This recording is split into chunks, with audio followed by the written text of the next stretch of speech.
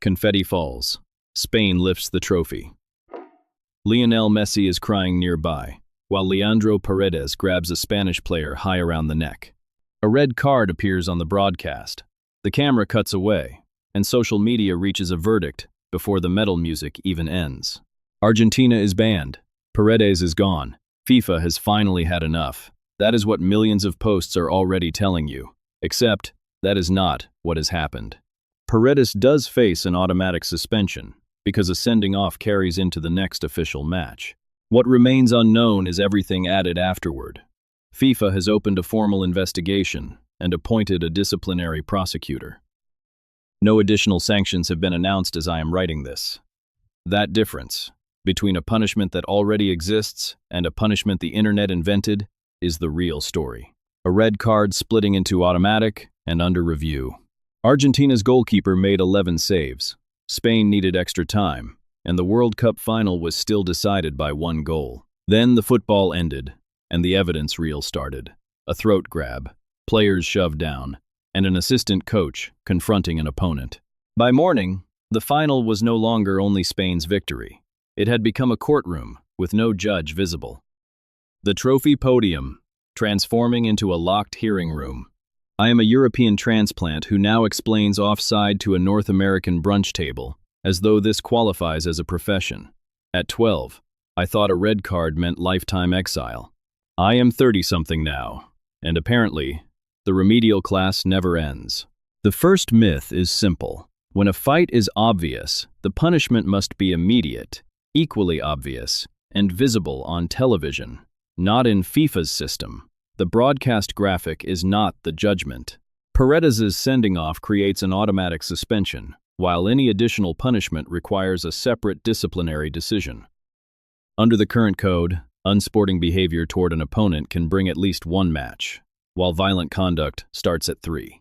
Assault, including punching or hitting an opponent, can also bring at least 3 matches or another appropriate period of suspension. Those labels sound almost identical during a bar argument. Legally, they can create very different futures for the people involved. Each player and official can be assessed separately, so public anger at Argentina does not automatically become a ban on Argentina. The referee's report matters, but serious misconduct can still be punished when match officials miss it and later video provides the evidence. That is why the disappearing television graphic proves almost nothing. The broadcast moved on. The disciplinary record did not. A fading red card graphic above a glowing case file. FIFA's prosecutor can request proceedings and propose sanctions, but the disciplinary committee ultimately decides what has actually been proven. The internet is loud, fast, and absolutely not part of that chain of command, regardless of how many people share the clip. A petition reportedly gathered more than 20 million signatures demanding Argentina's removal from future World Cups. That number is enormous and procedurally powerless. 20 million people can make the room louder. They cannot write the verdict. A massive petition stopping outside one small locked FIFA office. The second myth is that FIFA can simply leave the investigation open forever because nobody has announced a public deadline. Not exactly. FIFA has announced no timetable for this case, and the process can feel endless because investigations and deliberations are largely confidential. But the disciplinary code sets a 2-year limitation period for infringements committed during a match. Slow is not the same as limitless. Hearings are generally closed, cases are commonly decided from written files, and the first public decision may arrive without detailed reasoning attached. So supporters can watch a confrontation in high definition, then receive silence, procedural language, and possibly a PDF long after the outrage peaks. That is where suspicion grows. The evidence is public, while the accountability process remains, mostly, private. A stadium screen showing the brawl outside dark office doors. Is that necessary confidentiality, or only the appearance of transparency? Reasonable people can disagree, which is exactly why this case will stay combustible.